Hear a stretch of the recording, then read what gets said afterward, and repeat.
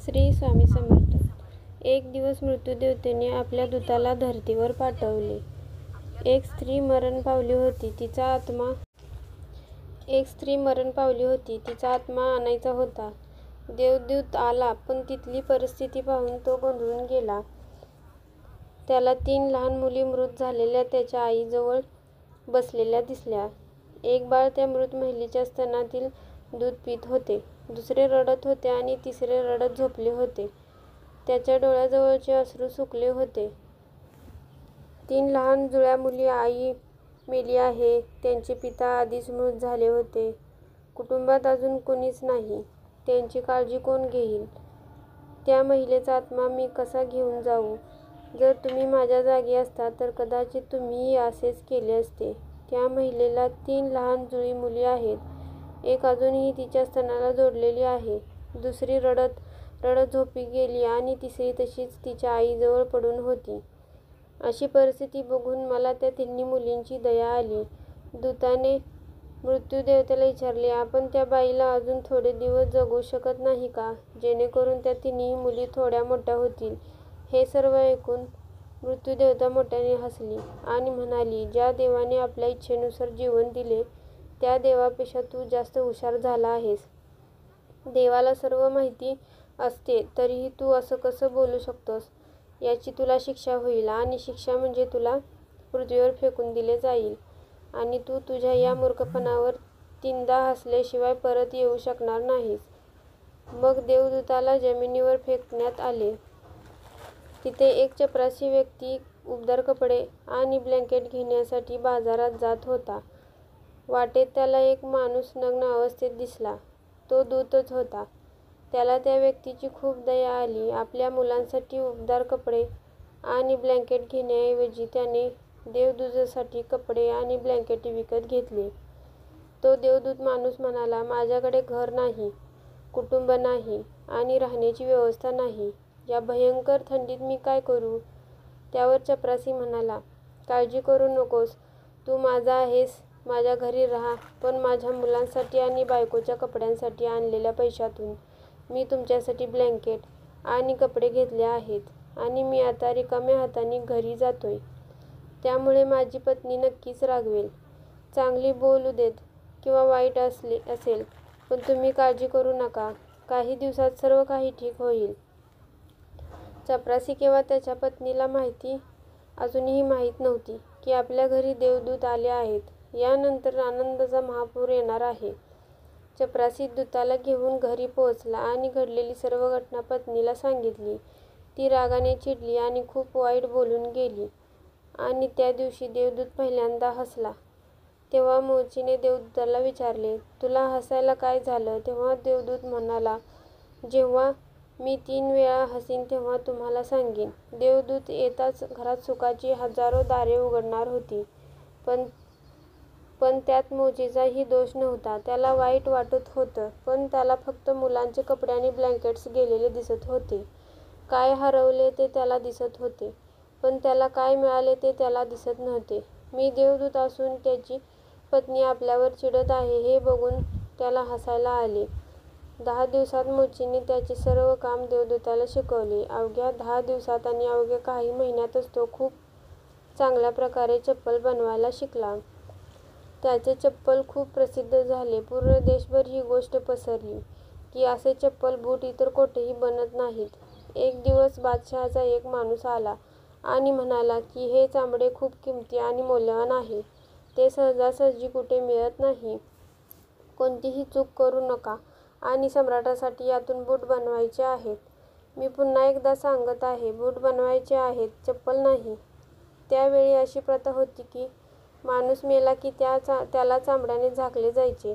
मोची देवदूताला म्हणाला, चप्पल बनवून तुम्ही चूक करू नका, अन्यथा तुम्ही खूप मोठ्या संकटात पडू शकता आणि हे बादशहाचे काम आहे. पण तरीही देवदूताने चप्पलच बनवले. चप्पल बनल्याचे पाहून मोचीला राग आला.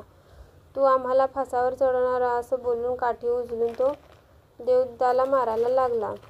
मी तुम्हाला पुन्हा पुन्हा सांगितले होते की चप्पल बनवायचे नाहीत, मग चप्पलच का बनवली?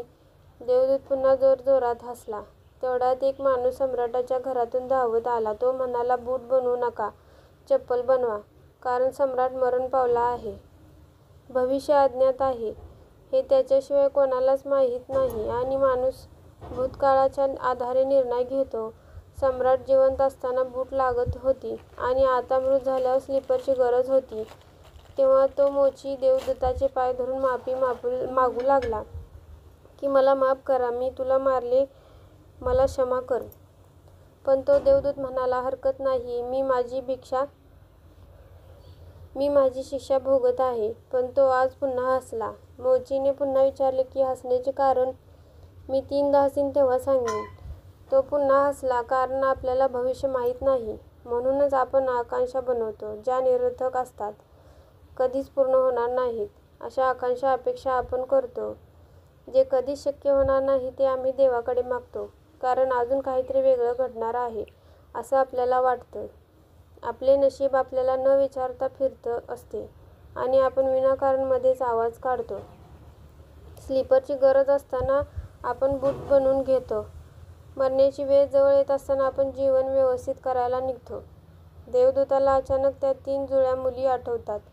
त्यांच्यासाठी भविष्यात काय आहे हे मला कसे कळेल? मी विनाकारण उगाच मध्ये गेलो असं त्याला वाटत.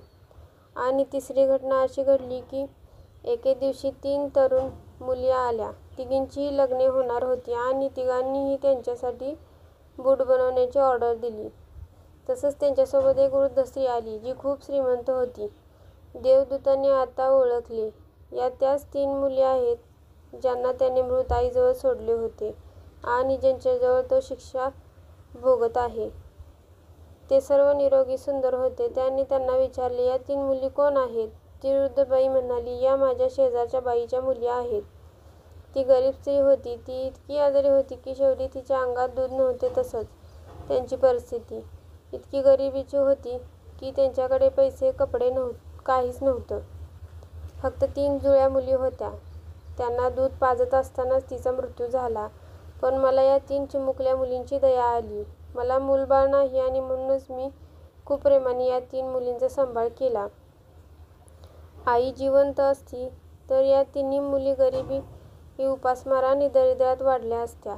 आई मरण पावली म्हणून या 3 मुली मोठ्या संपत्ती आणि समृद्धीत वाढल्या आणि आता या तिघी त्या वृद्ध महिलेच्या सर्व मालमत्तेचे मालक आहेत आणि त्यांचे लग्न सम्राटाच्या कुटुंबात होत आहे.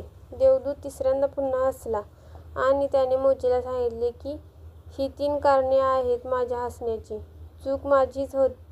नियती महान आहे. आपण जेवढे पाहू शकतो तेवढेच आपण पाहतो आणि जे पाहू शकत नाही त्यांचा विस्तार खूप महान आहे आणि आपण काय पाहू शकतो यावरून आपण कोणताही अंदाज बांधू शकत नाही. मी माझ्या मूर्खपणावर 3दा हसलो आहे. आता माझी शिक्षा संपली आहे आणि आता मी जातो, असं तो मोचीला बोलून निघतो. देव जे काही करतो ते चांगल्यासाठीच करतो. भक्तांनो, आपल्याला आजच्या कहाणीतून हे शिकायला मिळतं की आज घडलेल्या घटनांवरून आपण हे ठरवू शकत नाही की भविष्यात हे आपल्यासाठी चांगले आहे की वाईट. याचे उत्तर भविष्याच्या गर्भातच दडलेले आहे. त्यामुळे प्रत्येक चांगल्या किंवा वाईट घटनेला प्रतिक्रिया देणे व्यर्थ आहे. आपल्याला फक्त जे होत आहे त्याची साक्षी बनण्याचा प्रयत्न करायचा आहे. गौतम बुद्ध नेहमी त्यांच्या शिकवण्यात एकच सांगतात, भूतकाळाबद्दल कधीही खेद करू नका आणि भविष्याची जास्त चिंता करू नका. आज आणि या क्षणात जगा आणि त्यांच्याशी एक व्हा. हाच एकमेव मार्ग आहे सर्व चिंतांतून मुक्त होण्यासाठी. भिवू नकोस, मी सदैव तुझ्या पाठीशी आहे. श्री स्वामी समर्थ.